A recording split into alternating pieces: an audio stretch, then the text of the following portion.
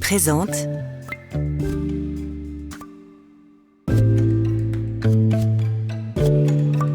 ces questions que tout le monde se pose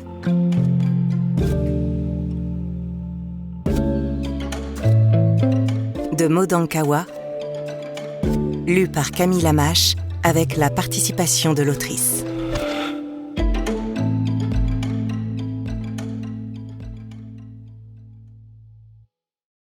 Pour commencer, bien cher audiolecteur, c'est avec une profonde gratitude que je m'adresse à vous. Ce livre que vous êtes en train d'écouter représente l'aboutissement d'une réflexion profonde sur les chemins du développement personnel, nourrie par des années d'exploration, de partage et d'échange. En écrivant cet ouvrage, j'ai souhaité rassembler en un seul lieu les clés essentielles qui peuvent transformer notre quotidien et nous accompagner dans notre croissance personnelle. Un véritable outil pratique et accessible, pensé pour être non seulement lu, mais vécu et expérimenté. Ce livre doit beaucoup aux différentes sources d'inspiration qui ont jalonné mon parcours, à commencer par les enseignements partagés lors de nos conversations bimensuelles dans le podcast que j'ai créé en 2021. Des moments privilégiés qui résonnent aujourd'hui dans plus de 5 millions d'écoutes et révèlent la soif profonde de sens et d'outils concrets qui nous animent tous. Cet ouvrage est aussi intimement lié à mes romans, cette autre façon d'explorer la condition humaine à travers l'émotion et l'identification, nous enseignant que le développement personnel passe aussi par la projection dans ces parcours de vie qui nous parlent. À travers vos messages, vos témoignages et vos confidences, vous m'avez montré comment ces différents formats, audio, narratifs, conceptuels, peuvent se compléter pour créer une expérience transformatrice plus riche. Vous m'avez raconté comment certains concepts vous ont aidé à traverser des périodes difficiles, comment certaines réflexions faisaient écho à vos propres questionnements, ou comment certains outils pratiques ont transformé votre quotidien. Vos demandes récurrentes d'avoir un support tangible, un livre audio que vous pourrez lancer à tout moment, réécouter pour vous l'approprier pleinement, m'ont d'abord surprise, puis émue, et enfin convaincue de la nécessité de cet ouvrage. Car si le podcast offre cette proximité unique de la voix et cette spontanéité des échanges, si le roman nous touche par l'émotion et l'identification, le livre audio permet une autre forme d'exploration. La possibilité de revenir sur un passage, de méditer une idée et de se l'approprier à son rythme. Il devient un outil personnel qui évolue avec son lecteur, qui y imprime ses traces. Chaque chapitre développe des thématiques qui me sont chères sous un angle synthétique et complémentaire, enrichi par l'expérience acquise à travers nos différents échanges. La structure est pensée pour vous permettre d'avancer à votre rythme. Vous pouvez l'écouter de façon linéaire ou piocher dans les chapitres selon vos besoins du moment.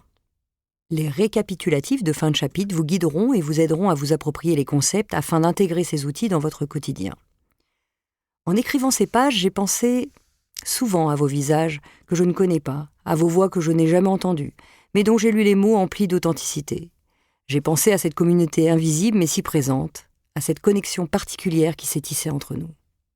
Ce livre audio porte donc en lui l'essence de cette aventure collective que nous construisons ensemble à travers tous les formats qui nous permettent de nous rencontrer et de grandir. Il s'est nourri de vos retours, il a été façonné pour répondre à vos besoins. Alors que vous découvriez mon travail à travers cette écoute, ou que vous me suiviez déjà dans d'autres aventures, je vous souhaite un merveilleux voyage. Que ce livre audio devienne un fidèle compagnon, un espace de ressourcement et de croissance personnelle. Avec toute ma reconnaissance et mon amour, je vous souhaite un merveilleux voyage vers vous. Je vous embrasse fort. À tout de suite. Maud. Partie 1. S'aimer.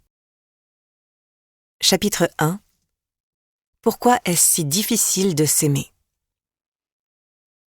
J'aimerais commencer ce livre audio en abordant un sujet fondamental, peut-être même le plus important de tous, l'amour de soi. Amour de soi.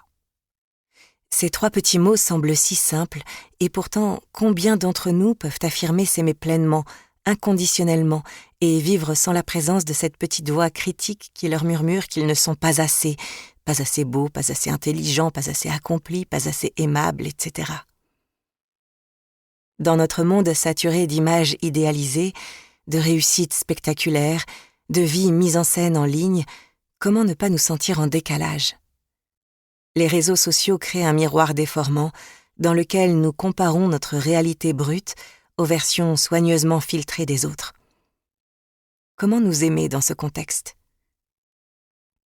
Il y a aussi notre histoire personnelle, notre passé, nos blessures d'enfance, nos échecs, les paroles que nous avons reçues et qui ont laissé des traces qui résonnent encore. Ces expériences ont façonné notre perception de nous-mêmes, souvent à notre insu. Pourtant, l'amour de soi n'est pas un luxe.